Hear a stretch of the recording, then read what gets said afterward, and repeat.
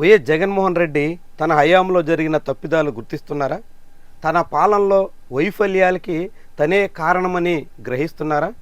అప్పట్లో జరిగినటువంటి తప్పిదాలని సరిచేసుకునే ప్రయత్నానికి పూనుకుంటారా? ఇలాంటి ప్రశ్న ఉదయిస్తుంది.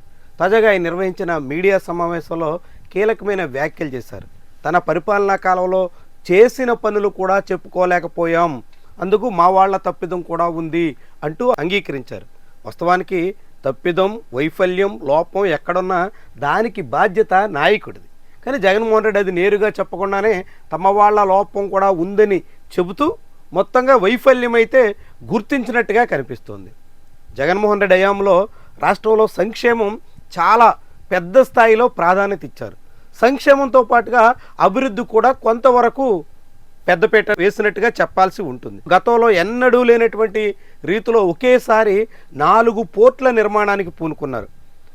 అతి పెద్ద తీర ప్రాంతం ఉన్నటువంటి రాష్ట్రంలో కోస్టల్ లైన్ని ఉపయోగించుకుని రాష్ట్రాన్ని బ్లూ ఎకానమీగా మార్చే ప్రయత్నంలో జగన్మోహన్ రెడ్డి చేసినటువంటి ఈ ఏర్పాటు చాలా చారిత్రాత్మకమైంది.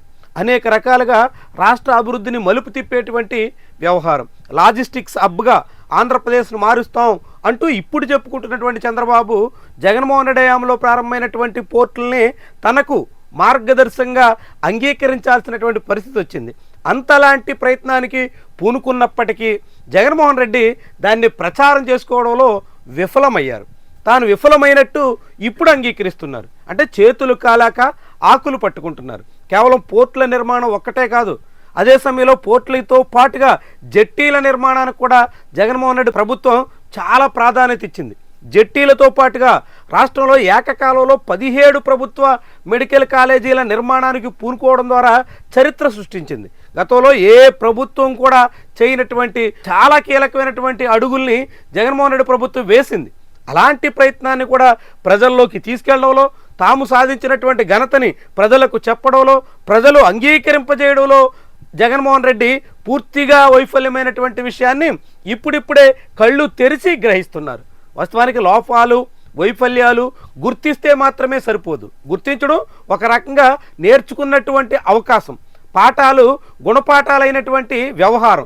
ఇప్పుడు గుణపాఠం నేర్చుకున్నట్టుగా జగన్మోహన్ రెడ్డి రుజువు చేసుకోవాలంటే తన తప్పిదాల్ని సరిచేసుకునే ప్రయత్నానికి పూనుకోవాలి. అందుకే ఇటీవల కాలంలో ఎన్నడూ లేనంత స్థాయిలో వరుసగా ప్రెస్ మీట్లకు ప్రాధాన్యత ఇస్తున్నారు. తన హయాంలో జరిగినటువంటి పనులు, ఇప్పటి ప్రభుత్వ వైఫల్యాలు, అప్పటికీ ఇప్పటికీ తేడా ప్రతిసారి జనం ముందు తీసుకొచ్చే ప్రయత్నం చేస్తున్నారు. చాలా దీర్ఘ సమయాన్ని మీడియా కోసం తీసుకుని విస్తృతమైనటువంటి వివరణాత్మకమైనటువంటి మీడియా సమావేశాలు ఆయన ఏర్పాటు చేసుకుంటున్నారు. ఇదే ప్రయత్నం ముఖ్యమంత్రిగా ఉండగా ఒక్కసారి కూడా ఆయన చేసినటువంటి దాఖలాలు లేవు. కనీసంగా మీడియాతో ఇంటరాక్ట్ అయినటువంటి అనుభవం కూడా లేదు. కనీసం మీడియాని దగ్గరికి రానిద్దాం అనేదానికి కూడా ఆయన సిద్ధం కాలేకపోయారు.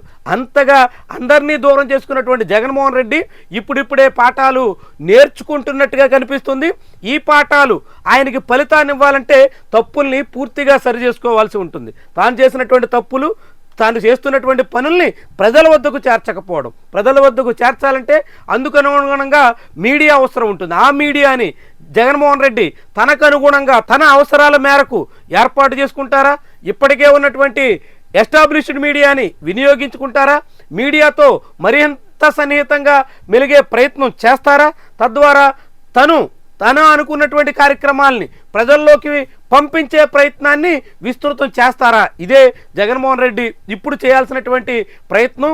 మీడియాని విస్మరించి, మీడియా ప్రాధాన్యత ఇవ్వకుండా, తాను అనుకుంటే, తాను తలుచుకుంటే ఏదైనా జరిగిపోతుందనేటువంటి భ్రమల్లో ఉంటే ఏం జరుగుతుందో ఇప్పటికే ఒకసారి ఆయనకి తల బొప్పి కట్టిన తర్వాత పాఠంగా మార్చుకుంటే మాత్రం భవిష్యత్తు ఆయనకి నిలబడుతుంది. లేదంటే మాత్రం పదే పదే ఇదే తప్పుతాలు పునరావృతం చేస్తే ఆయన తీవ్రమైనటువంటి ఎదురు దెబ్బలు తినక తప్పని పరిస్థితిని ఎదుర్కోవాల్సి ఉంటుంది.